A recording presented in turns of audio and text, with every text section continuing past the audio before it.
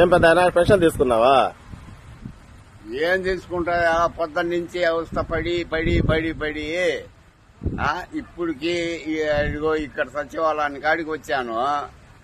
ఇంకా ఇంక తర్వాత ఏముంటదో ఏం ఊడుతుందో ఏం చేస్తారో వాళ్ళ ఇష్టం కదదే.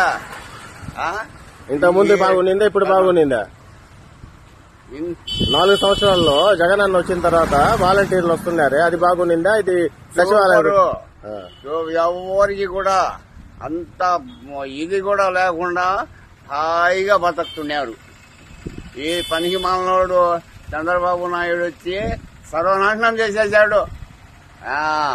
నేను చెప్తున్నా, రమ్మను అయ్యే వస్తాడు 100కి 100.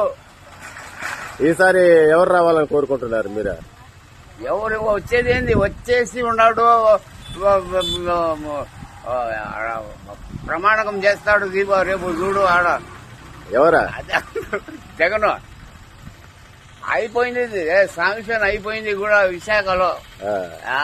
నువ్వు చెప్తే నేను చెప్తే కాదు, వీడు దమకార చంద్రబాబు నాయుడు. అది చూడు ముందు